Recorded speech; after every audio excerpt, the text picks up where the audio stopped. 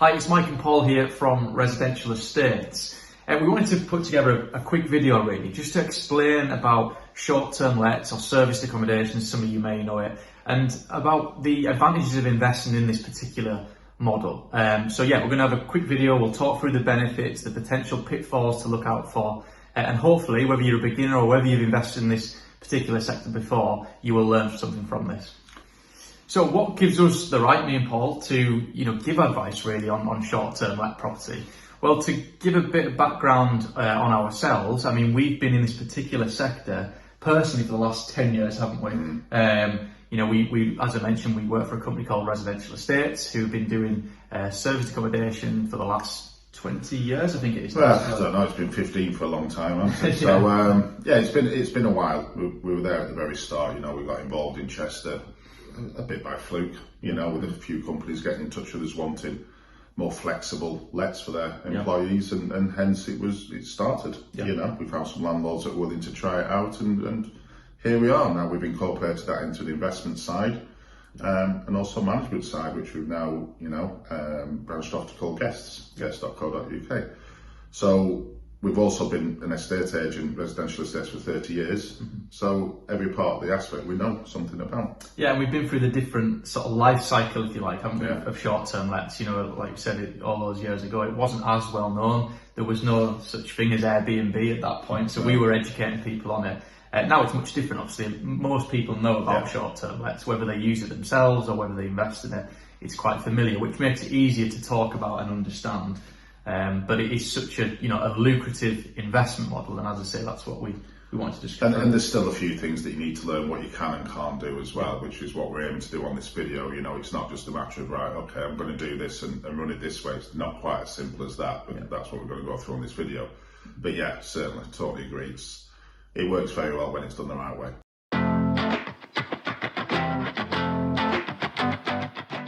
So let's start from the beginning. And what is a short-term let? Well, there's a number of different names, isn't there, for this particular sector? You have serviced accommodation, you have short-term lets, you have holiday lets, you have furnished holiday lets. But it essentially comes all under the one banner, which is essentially serviced accommodation, isn't it? And it's letting a property out on a nightly basis. Yeah, it's accommodation that's available on a non-regular basis at the end of the day. So off the top of my head, and we should know this, but I think it's a property that's available to let 210 days a year. Doesn't have to be let for all of those, but available to let, which means obviously you can get your own personal use if you want that. And it just allows for no stay, theoretically on a contract part over 30 days, but that doesn't stop people from stopping 6 or 8 months. It's just rebooking every 30, 31 days, which is what you can do. So it can be a long-term stay, but it's all under the short-term stay banner. And the main difference, like you say, is instead of a monthly rent, you get a nightly rate. Yeah, absolutely.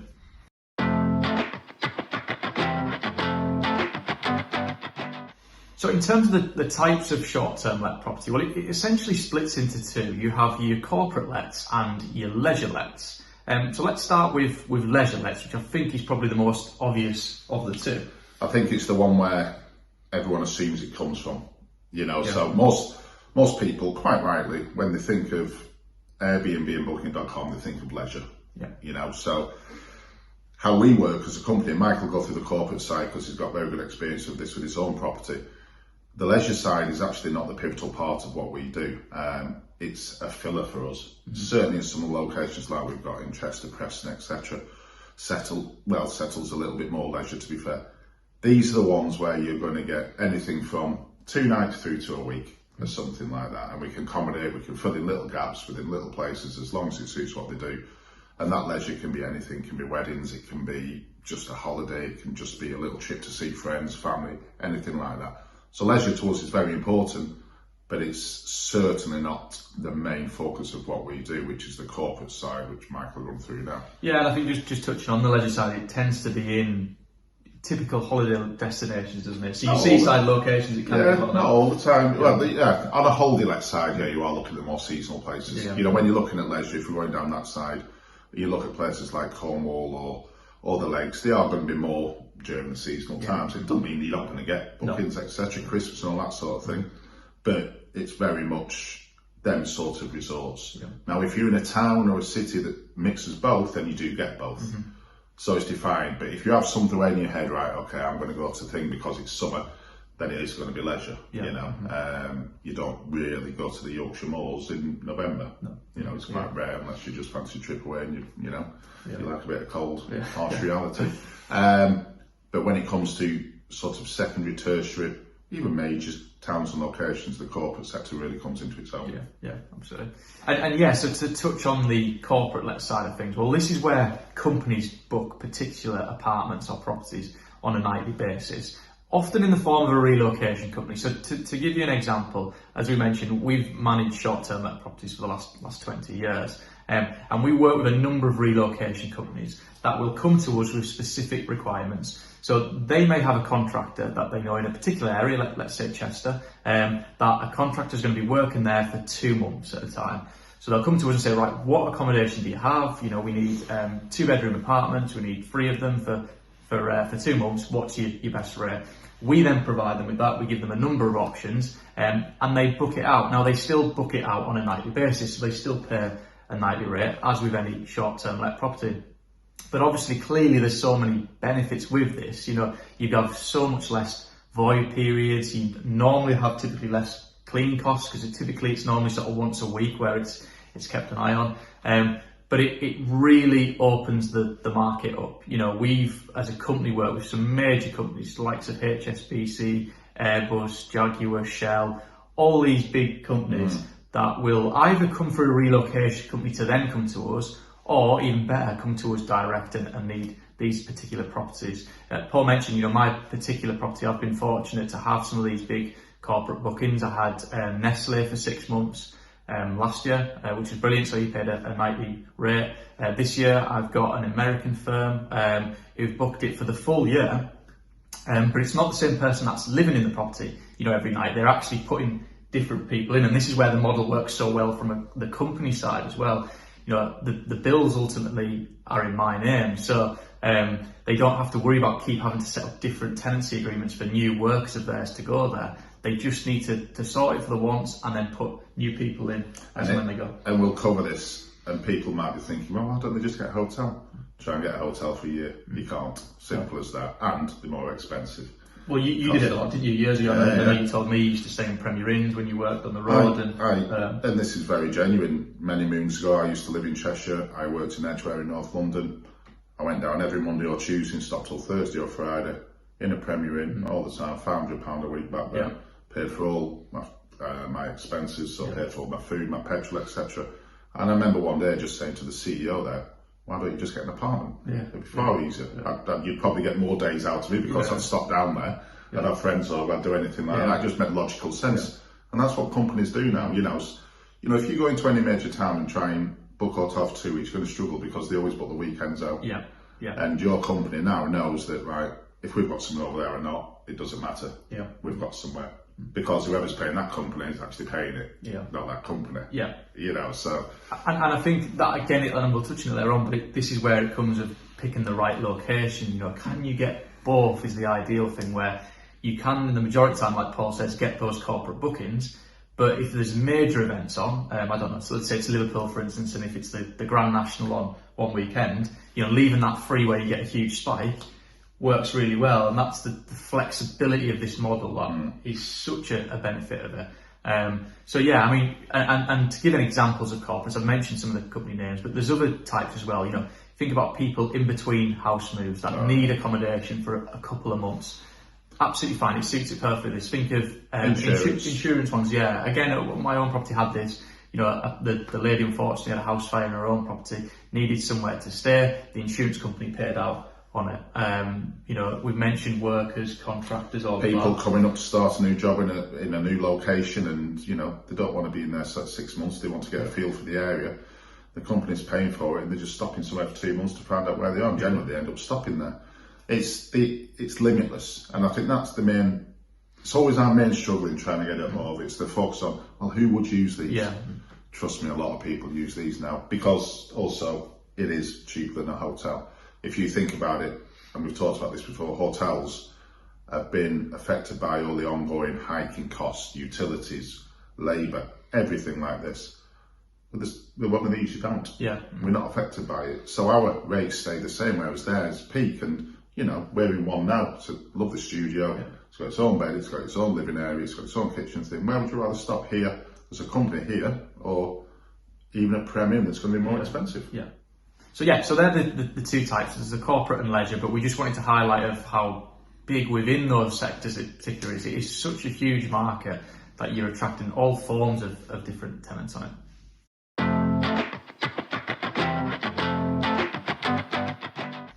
So the benefits, we've talked about it, how good it is. What do you see for it at the end of the day, and what does it, how does it benefit you? Now, with any investment, I hope we're talking to people, and this is being listened to, about people who look at an investment as a long-term investment, you know, or even mid-term, because that's important. Everything takes a while to get going. You know, any investor I speak to now, if they're a decent investor who's done well, they've done it through patience and time, you know, and there'll be other videos coming up talking about that, but it's very simple. What we have found over a period of time is that you've got a choice of how you let an apartment. A buy-to-let property is something you buy to let out. On here, you've got a couple of options how to let it out. You've got a choice of a standard rental, which makes perfect sense, so because you know what you're getting when you're getting it, no problems, and if that works for you, great. And if you get the short-term let, which is not as guaranteed, in fact it's not guaranteed at all, it's more variable, but history has shown us that if you give it a little time to mature, because as a company or as yourself, you've got to get that property out there, it's got to get some regular clients, it's got to get known, so it's only going to be slower at the start, whereas an AST starts off at the same and ends the same. But we have generally found that if you look on a standard AST, after deductions against a short-term let, after deductions, you are generally doubling your rental yield, and your rental yield is the amount of money you get back for what you've put in. So let's say on a standard AST, if you just bought something on the open market, did a normal thing, generally after management or whatever it may be, you're going to be looking somewhere between 4 or 5% on a standard open market price. With this, you are 10 to double that. So what you are getting is, if you put that relative in terms of where it would have been a lifespan of an AST, you'd have to wait for rents to increase probably for a good few years before you got to that target figure. And with short-term lets, you can start off on that, you know, and we always sort of say, give it a year, you know. You do have options and flexibility, which we'll talk about on how to sort of maybe negate that little bit of a problem if you're new to it. Yeah. But you tend to find people who are now familiar with short-term lets, who we've got quite a few of, just go straight onto it and they can do the work for you if you're a new investor. But that's the reason it is so beneficial, and there's obviously other ways. The fact is, it's the same property, it's the same asset, you're just getting a higher return on the money you've invested for it. That's it, and Paul touched on it. The other big benefit is the flexibility of these particular apartments. Like Paul mentioned, they're standard residential properties, it's just the way you let it out. And because of that, you can switch between the two. So, you know, you can do short-term let properties in peak season when it's doing really well. If the market was to change, and I've had people say to me before, well, what if, you know, service accommodation goes downhill? What if it suddenly stops? Well, you can then, you know, switch across. This is the benefit of, you can switch to a normal AST, and that's why it comes critical, really, the sort of location that you choose. You've got the best of both worlds on it. The main focus is always the asset itself. Yeah. Buying the asset at the right price. The asset being the bricks and mortar. You buy that at the right price, you're going to get natural growth on that. And it doesn't matter how that growth is monitored through how you rent it. But yeah, it's about the management option you choose. And I always tell people who buy off me, if they're new to short-term lets, okay, let the more experienced people create the brand, because it is a brand that gets created. And then you take a 6-month AST out and then see how it does. And then if you like the returns on that rather than that, then change. Yeah. You're not losing anything. If you're buying the asset and you like the rental idea and that's enough for you, this is just a massive plus. Yeah. But the two major benefits are much higher returns. You know, like Paul says, really you should be doubling your income than what you would if you're doing it on a standard AST.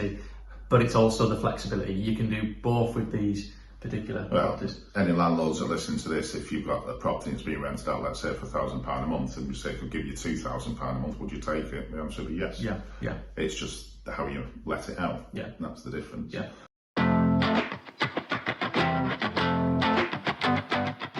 So on a normal tenancy, one thing that you never know is how well your property is being kept, because the managing agent will say, oh, we go around, they probably don't.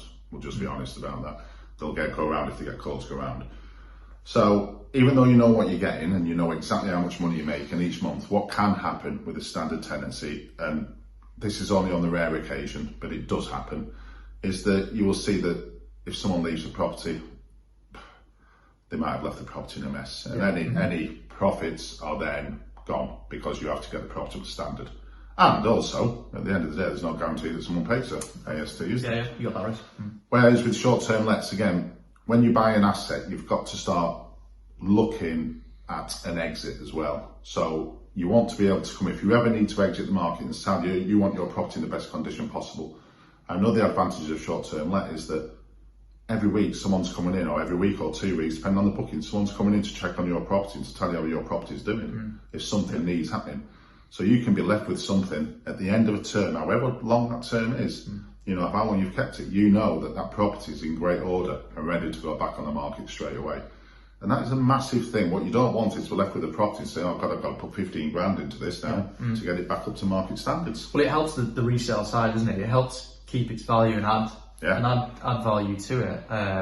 On it, like you say, even if it's a long-term corporate booking for 2 or 3 months, it's still getting cleaned once a week. It's still being checked on that way. It's a massive advantage. Yeah, which is really important on it. And you also, I think, as a landlord of it, it makes you sort of take care more of the property. You know, you're always trying to look at, right, how can I increase my nightly rates? How can I increase my bookings?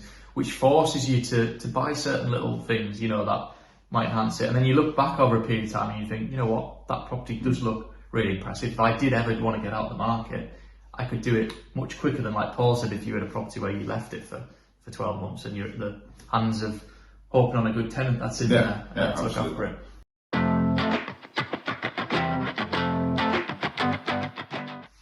One of the other major benefits of short-term properties is the tax efficiency side of it. Now, clearly we aren't tax experts, so there's only a certain level we can go into on it, but we've obviously spoke with a number of tax experts across various years, obviously with our own properties ourselves as well, we've seen first-hand of it, but there are multiple tax benefits of it. The main thing is offsetting your costs against your income tax. So things like furniture packs that you might have to buy, things like certain repairs that pop up, management fees, the big one at the moment, interest rates, which we know have been a lot higher.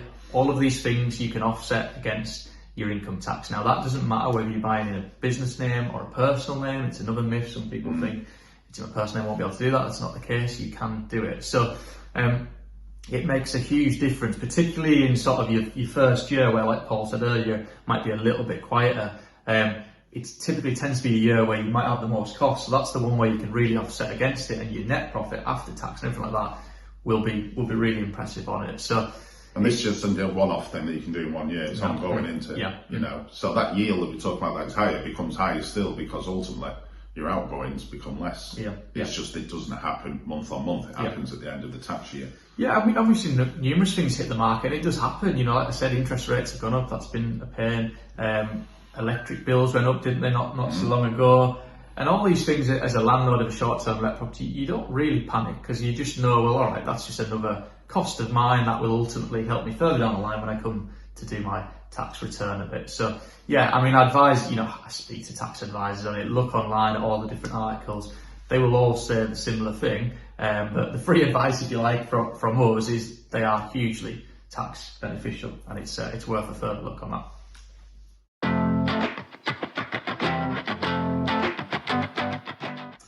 So we thought we'd also highlight on this video the sort of pitfalls, if you like, the things to look out for. And it's not necessarily a negative side of investing in it. It's just areas that we know to watch out for. Make sure you choose the right property, and how do you get the best out of that particular property when you do it this way. We've talked about a lot of rewards, haven't we? Yeah. So for every reward, there's got to be a perceived risk at the end of the day, which is what we'll discuss. Yeah, absolutely. So Paul, I don't know whether you want to touch on it. A lot of people, I know a lot of investors ask us, you know, well, why can't I just, you know, buy a standard terrace house, let's say, and do it that way? You know, what's the difference between buying that and a leasehold apartment? And I don't think it's apartments, because there is nothing wrong with you buying a house and putting it on a market. It may well work. But what we're talking about is access to the entire market, of being able to get every avenue for every client possible. And what will happen generally, if you're buying a standalone house, it's a standalone property that is just one entity. So if it's booked for 2 weeks somewhere, you can't do anything around that. If that goes into that 2 weeks, there's no options, that's it, it's done. And you generally find that it's a very hands-on thing as well. If you've got one house, you're going to find it hard to find a cleaner, you're going to find it hard for anyone to take it on to do any corporate lets. The reason being that the companies we use, it's like anything, they just work with people they recognise that offer a service they do. That is not to say that an individual won't, but they don't know you from Adam. We've been serving to these companies for 15 years, so they come to us, they understand what we're going to give, because they're putting their clients into your properties and they need to know who you are. So you will be limited to things like Airbnb and Booking.com, Vrbo, the basic online ones. And then you've got to get your one property to stand out from all the other properties. So we're not saying a house doesn't work, and certainly in more touristy areas it can, because then you can go on things like cottages.com, etc. The more sites, the more ones that are orientated towards that. But when it comes to what we feel are the main beneficiaries, which apartments in city or town centres, we do them in blocks, because that gives the companies that supply us, your clients, what they need. They don't want one apartment, they want a block, and it's the brand that gets created. So we're in City Suites now. Doesn't matter what apartment number it is, we're in City Suites, it sleeps 2 people. There you go. And that's what they look for. And that's then what their focus is on. So apartments also work well because there's less maintenance with them. There's no gardens to look after, etc. There's none of that. So it does work in house. We're never going to say that, but we're saying from an investment point of view, and to get the maximum out of it, then the reason you will always find the best ones are in blocks of apartments that are managed nearly all fundamentally as short-term. And I think it probably, common sense tells you as well, that if you're going to have more choice of properties if you go down the apartment route. So you're going to choose the right locations, because a city centre is not really going to have a load of houses for you to buy, and if they do, they're going to be very expensive, and your yield's probably not going to benefit from it. I guess one way, I've never really thought about it, you don't see any Premier Inn houses, do you? No, exactly, yeah. They have one location, one block that's a good location, and one block, that's it. They don't split it out saying, I want to be in this particular area. We're in Chester City Centre now, that's where people want to be. And why, spend, £300,000 for a house when you might get the same rental income from a £100,000 one-bedroom apartment? It doesn't make sort of financial sense. So we do get asked it a lot, but that's why typically apartments perform better in certain locations than houses on it. One of the other big things to mention is making sure that, in particular apartments, this obviously. In particular apartments, making sure that the leases allow for short-term let. So again, sometimes you'll get people ask, well, I've seen another property in another block, for much cheaper, let's say, and I might do a short-term let on that one. You really have to check that the lease allows it. They've clamped down on it, so much these last few years, and a lot of the older leases don't allow for this provision. So what I would never want anyone to do is buy a property and then find out down the line, actually I can't let it out this way. It wouldn't be good, clearly. So make sure the lease allows it. We obviously sell a lot of developments to be done this way, like purpose-built type thing for this. So we make sure it's written into the lease. All that work starts from before we sell it. It's the first thing that we need. And I had a fantastic email from someone yesterday who's very interested in something we're selling in Chester, and it's like, before I look into this, is it going to be compliant on the lease?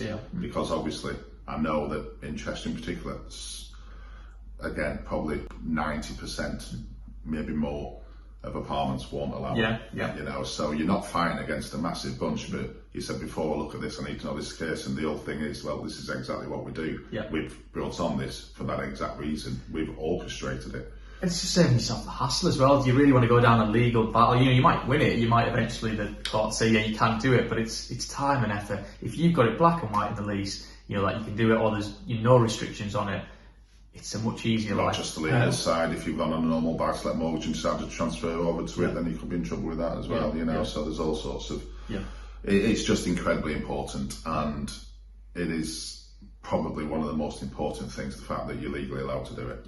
Yeah, absolutely. So the importance of a good management company that Paul is going to touch on again. We might sound a little bit biased because we work for Residential Estates who've been running a long time as a management company. But when we talk about this, we genuinely aren't just saying use us for it. There's a lot of other good short-term management companies out there on it.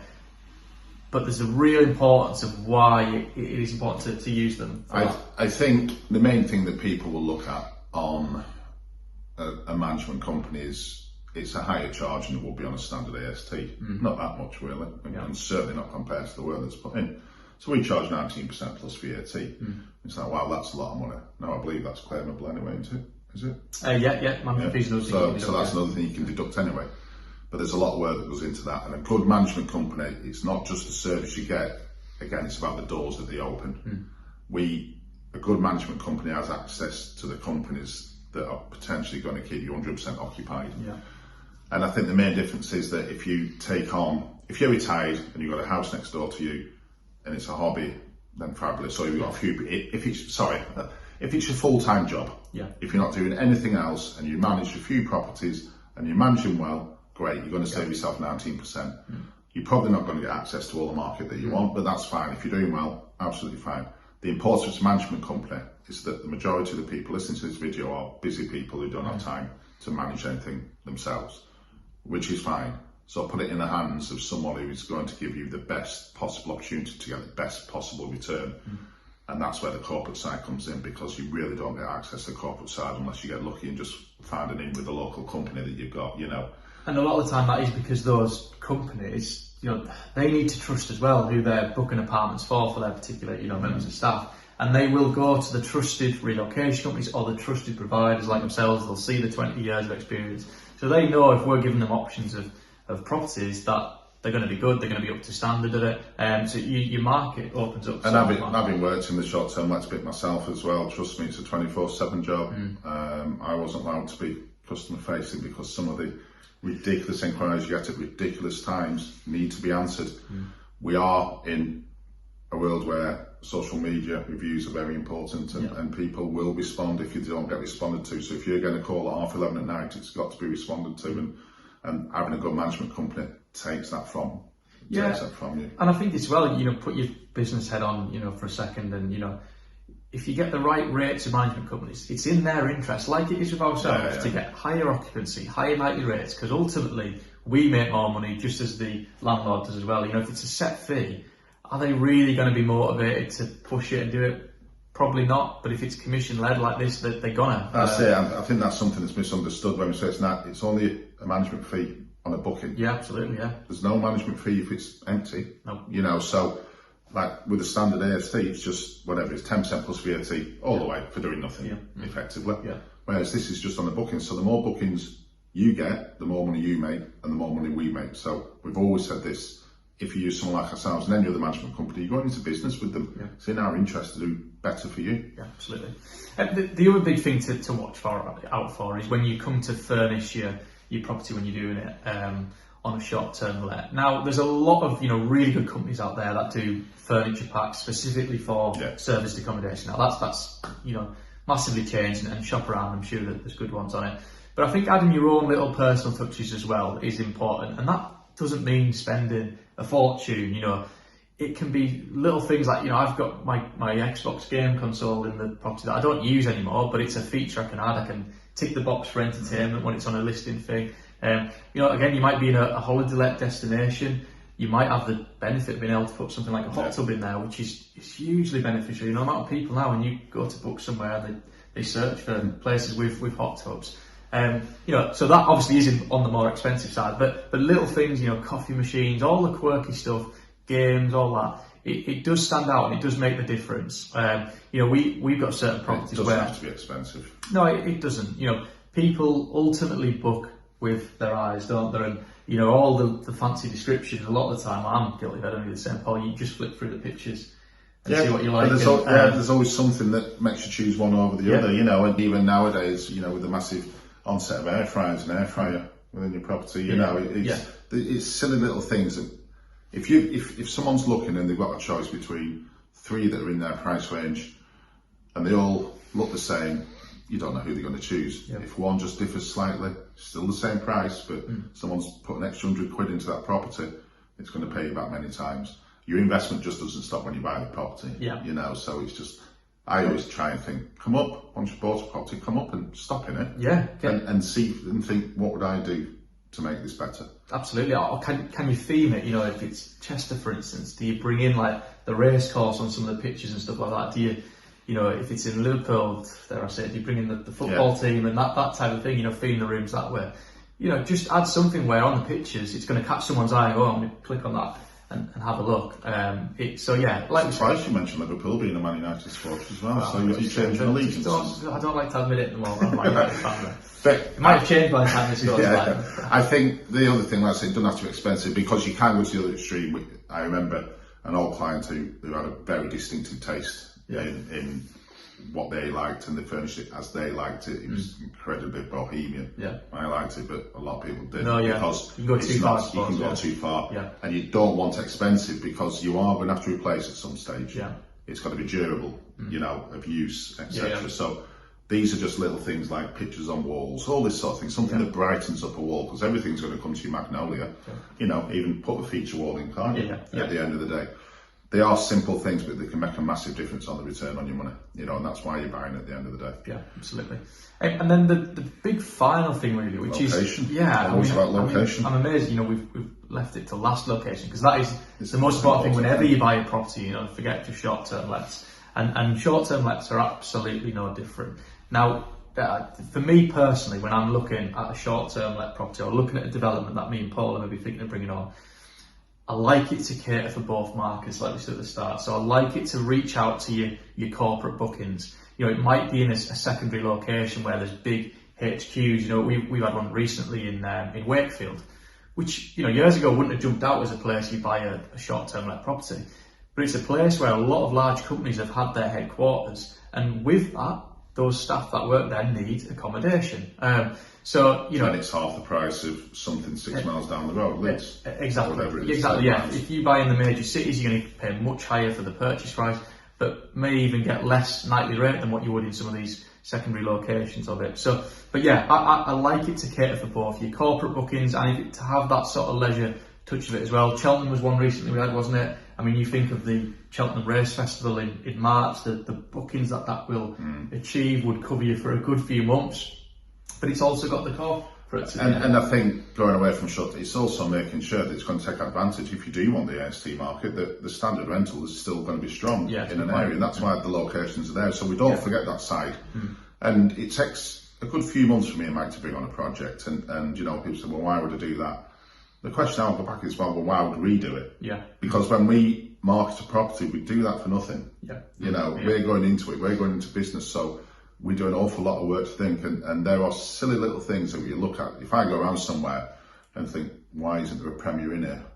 You know, they are a massive benchmark for us, because that's the business we want to take. And we've said this so many times, if you walk past your Premier Inn, it's booked every night, but in the weekdays, it's not people just there on a trip. It's contractors, it's all works vans, company cars, etc. They're the people we're going to get.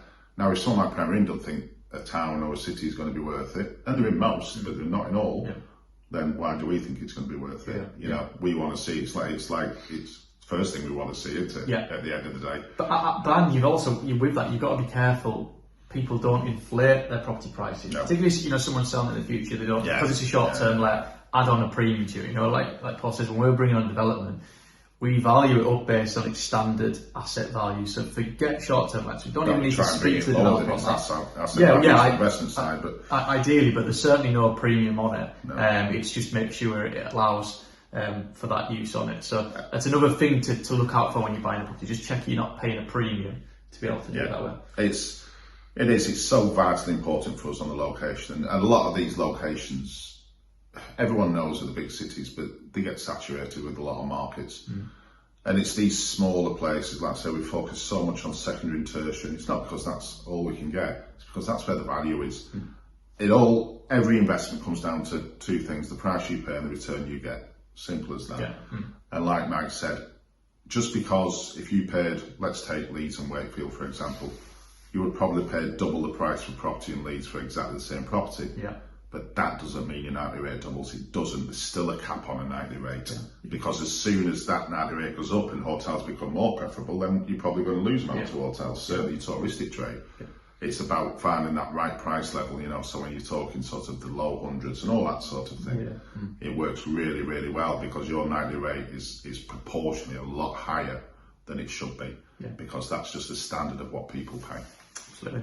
So that's an insight into investing in short-term let accommodation. There is so much more we can cover. Hopefully that gives a good overview, but do get in touch if you want us to run through them more. If you want to give examples. Hopefully it's just a little understanding to make you feel more comfortable and thinking, I'm not just buying a short-term let property. Yeah. You're buying an asset and you're just utilising a very strong market to maximise your returns. Yeah. And that's why you bought the property in the first place. Yeah, absolutely. But thanks very much for watching.